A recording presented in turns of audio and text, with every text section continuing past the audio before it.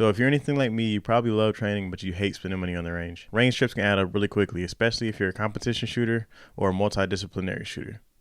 That's a big ass word. Y'all got to give it to me. In my year and a half of shooting, I spent an unnecessary amount of money on training in an indoor range. So today I wanted to share 5 tips on how to save money and enjoy training in an indoor shooting range.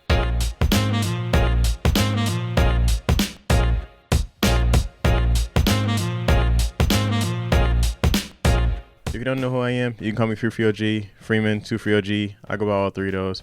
I'm an A-class shooter in the carry optics division for USPSA, and I've just been training over the past year and a half just to get as good as I possibly can at shooting. In that time frame, I've learned a lot about indoor shooting ranges and just practicing in general.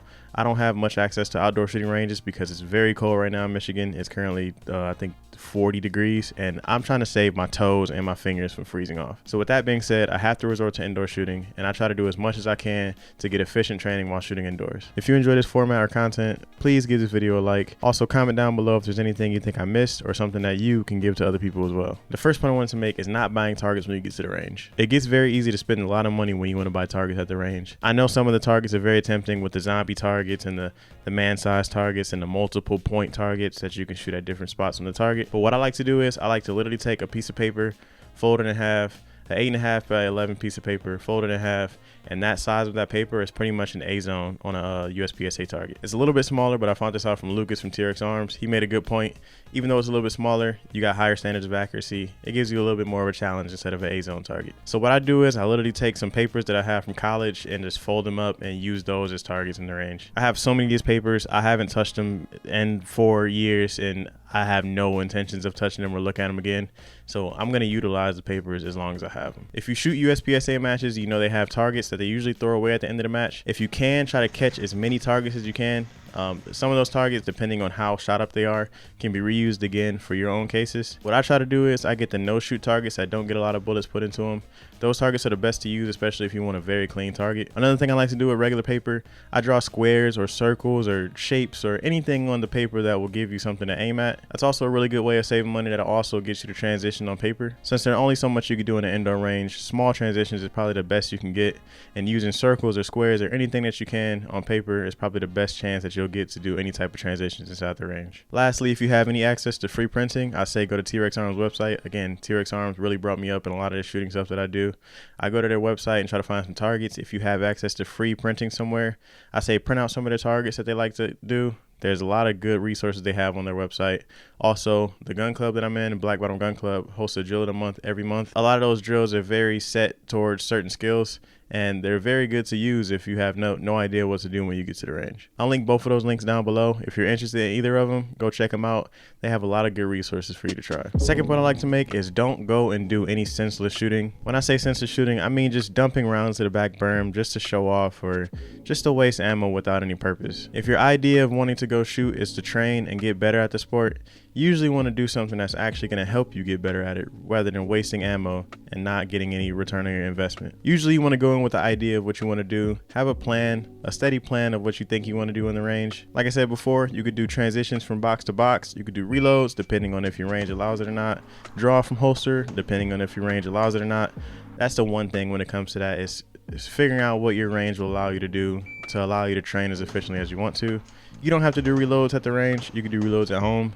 It's the same thing, but it's good to do it in live just so you can see and get your grip back on target whenever you're doing your reloads. One very important thing I need you guys to remember is if you have a timer, use your timer. I've been using a timer for about the entire time that I've been shooting, and it's a good metric of holding yourself accountable for how fast you're shooting drills as well as how accurate you can shoot them. The name of the game is really accuracy at speed. Really the only way you'll be able to judge your speed is by using some type of timer. I personally use the pack timer. I think I bought it from Amazon. They're about $120. That thing will help you out a lot when it comes to using your metrics, especially when it comes to getting better at USPSA. I'll also link down below a link to the pack timer that I have either from Amazon or from TRX Arms. I know Black Friday's coming up, so you might be able to catch a really good deal on it. All right, tip number 3 I have is take a very specific amount of ammo that you want to train with. By limiting the amount of ammo that you bring to the range will also help you stop from senseless shooting. What I usually do is I usually preload all of my mags that I take. I usually take 5 or 6 mags, and they're usually 21 to 22 rounds, and I only use those mags during that range trip. Me personally, I can use about 100 rounds and get a good training session in because I train so many things at once. It varies person to person, obviously, and also if you have the ammo or disposable ammo to use, go for it, man. I'm not going to tell anybody to stop doing what they want to do. I do take my Savior equipment loose ammo bag with me, just so I can have a couple loose rounds with me sometimes. I also keep my mag loader in that just so I can load up on mags if I need to. That's just a good way to keep a little bit of extra ammo with me in case I do end up going over my amount. But I usually keep to a steady amount of just what I have in my mag to shoot that day. I also need to add a part 2 to this, because part 2 is remembering to bring your ammo. Remembering to bring your ammo will actually probably save you the most money, because I've seen ammo prices at the range that goes up to like 50% of what you can get online. I usually buy 9mm ammo for about $12 a box or $13 a box, usually at max. I've seen ammo up to $27, almost $30 for 50 rounds of 9mm. That's crazy to me. But the range understands that if people forget their ammo, they're gonna get money off of people just because they need to buy their ammo. This goes for both 9mm and 223 or whatever ammo you plan on training at the range. Especially if you're shooting some kind of weird caliber or something, they don't happen to have that stocked in the range, it's gonna be almost impossible, if not impossible, to train that day. There's a couple resources I can point you guys to when it comes to ammo. I usually shoot Callaway ballistics ammo.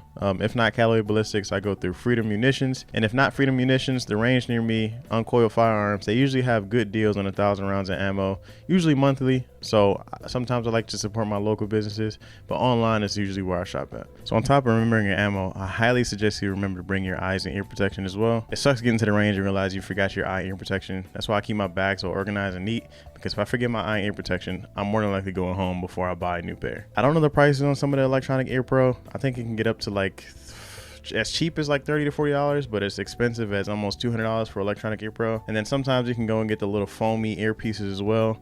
I don't like just using those. I usually double up when I go to the range just to save my ears a little bit. That's a very unnecessary cost that needs to be associated with going to the range. So when you go to the range, remember your All right, number 4 I have is to bring your own firearms. In the beginning, renting new guns may sound like a good idea, but if you're looking to save money, renting guns every time you go to the range will end up costing you way more money than it would if you would just buy your own gun yourself. Some range rentals can get up to a really high number, especially if it's not one cost for all rentals. Sometimes some ranges do.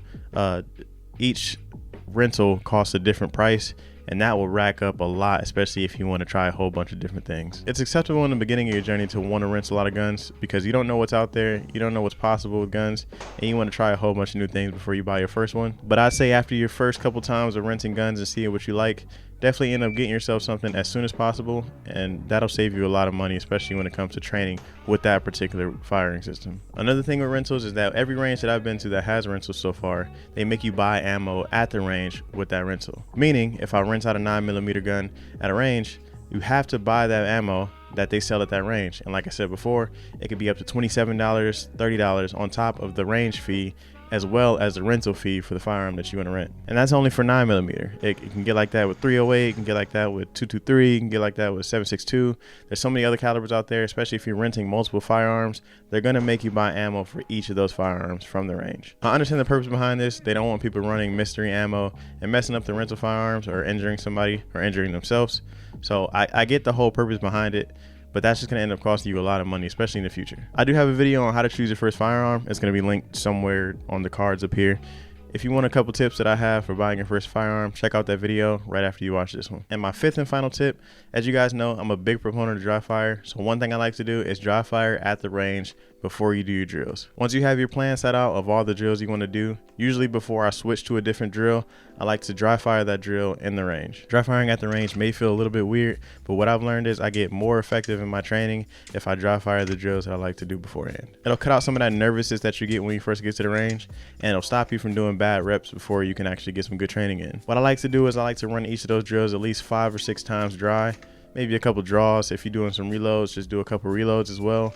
It wouldn't hurt to just dry fire just so you can get that nervousness out of your system and have a really good training session. I also had one more bonus thing that I wanted to mention: range memberships. Now, if your local gun range offers a range membership and it's in your budget, I would highly suggest that you go for something like that. I need you to really do the math on this. If you're going to the range once a week, twice a month, once a year, I need you to do the math and make sure that that range membership makes sense to you. I like to say this for people that shoot rifle a lot, because in some places, rifle costs more to shoot than a pistol. So if you're spending, let's say $22 each time you go to the range to shoot a rifle, and say you're only going to shoot 10 rounds just because you're zeroing a red dot, that $22 can stack up really high, especially if you want to come back another day to shoot the same rifle again. I'd say just look for a membership if you see yourself doing something like that. At one point in time, I found myself going to the range at least 3 or 4 times a month because I was shooting my rifle really consistently, and I wanted to make sure my zero for my rifle red dot was on. Those range visits, every time I went, $22 was stacking up so much that it didn't make any sense for me to not buy a range membership. So with the range membership, you can literally just walk in,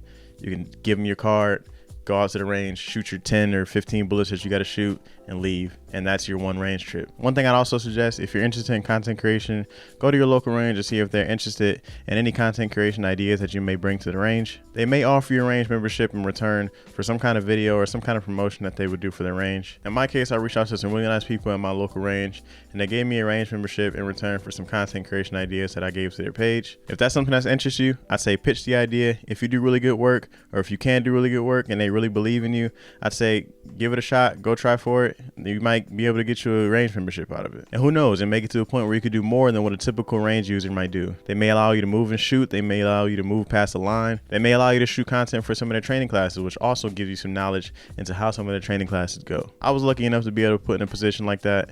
And hopefully, if you're interested in doing the same thing, hopefully your local range allows you to do something like that. I always say it doesn't hurt to ask. And if you try, at least you try. That's all you can do is try. And that's about it. I kind of wrote this video because it's something I was really searching for when I was beginning my shooting journey. I thought about it and I said, hey, why not give it a try?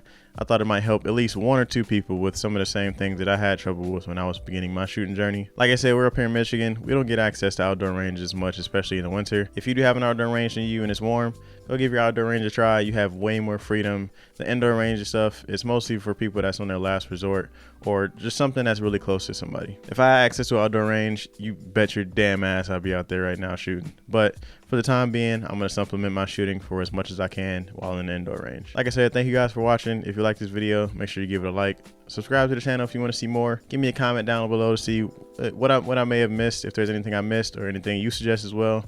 Go ahead and leave a comment down below. I really appreciate it. If the video looked any different at some point in time, the camera overheated.